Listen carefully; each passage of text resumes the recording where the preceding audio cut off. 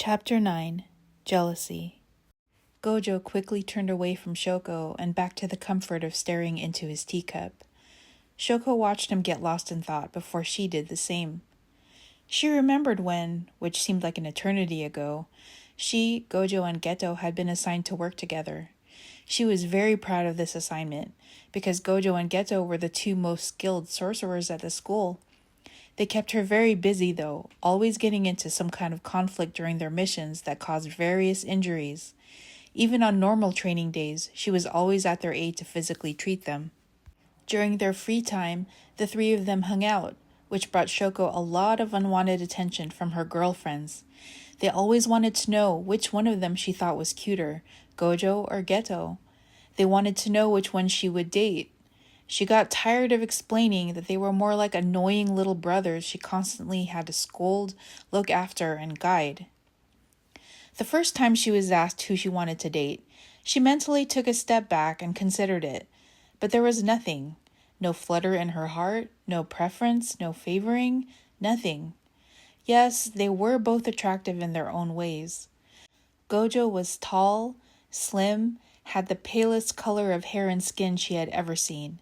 He had pretty blue eyes, he was outgoing, confident, and wore his heart on his sleeve. Geto was dark in every other aspect. Raven-haired with dark eyes, deeper shade of skin, he was more subdued and contemplative than Gojo, and harder to read. She wasn't sure when she started noticing Gojo and Geto getting more drawn to each other, but when it was obvious that something was going on, she was relieved. She had wished they lived in an environment where Gojo and Geto could declare their feelings for each other openly, so she could finally get her friends off her back about why she hadn't dated either one of them. But that was not their world. Shoko remembered an incident during a summer school party. She and her friends sat on one side of the pool, their legs dangling into the water. They chatted and checked out the boys hanging out on the other side of the pool every few moments. Nanami was swimming laps. Geto had just gotten a cola and was going to drink it poolside, but the moment he swung his legs into the water, Nanami was passing too close to the edge and was accidentally kicked. He stood up and looked angry at first, but then he started to grab one of Geto's legs to drag him into the pool. Geto was trying to hang on to his soda and keep from being pulled into the water. Nanami's anger quickly turned to amusement at Geto refusing to put down his drink, which would have made it easier to defend himself. Pretty soon, both of them were laughing. The boys' laughter caused the girls on the other side to begin laughing too, but Shoko saw something in the corner of her eye, and she turned to look. Gojo was standing under a pool umbrella, carrying 2 bottles of cola, and he was staring at Nanami and Geto splashing in the pool. Even behind the glasses he always wore, Shoko could see the look in Gojo's eyes, and he looked angry? No, not angry. He was jealous.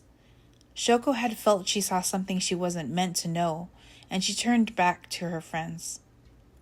What Shoko didn't know about that day was that it was the first time Gojo had felt anything like jealousy, and didn't know quite what to do with that feeling. This new feeling had caused him to become withdrawn the rest of the day, and the realization that Geto didn't seem to notice the change caused Gojo even more distress. Later that night, when Geto dropped by Gojo's room, Gojo was pent up with negative emotions that he wanted to banish but couldn't. He wanted to make Geto laugh the way he laughed with Nanami. He wanted Geto to play rough with him. He wanted to know that Geto only had eyes for him. And because Gojo didn't know how to deal with these feelings, he was in quite a desperate state by the time he was alone with Geto. The moment Geto shut the door, Gojo was onto him. Geto was sandwiched between the closed door and Gojo. Gojo had buried his face into the side of Geto's neck. "Whoa," Geto muttered. Gojo didn't reply. He felt a strange aggression building up inside of him. He wanted Geto to know that he should choose Gojo, that Gojo would offer him the world. He just had to accept it. Geto wasn't resisting Gojo. He closed his eyes and let Gojo keep him pinned there, his hot breath warming his ear and neck.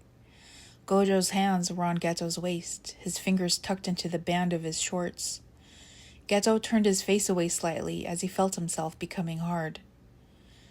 Gojo slid his body down Geto's as he pulled Geto's shorts and dropped them on the floor. Gojo was going to do something to Geto that they had not done before. He wanted to symbolically and physically devour this person that he wanted so much. Gojo took his glasses off and tossed them away as he knelt in front of Geto. He put his lips over the tip of Geto's hardness, then slowly took all of them into his mouth. Geto had one hand tucked into Gojo's wild hair and used his other hand to hold up his t-shirt. Geto was trying to keep quiet, but what Gojo was doing felt so good, an occasional moan or gasp would escape. Gojo marveled at the satisfying fullness in his mouth. He was also satisfied knowing that he was making Geto feel good. Gojo could feel the moment that Geto was going to come. Geto tried to signal him, but Gojo just sucked harder. Geto's cum tasted sweet on his tongue.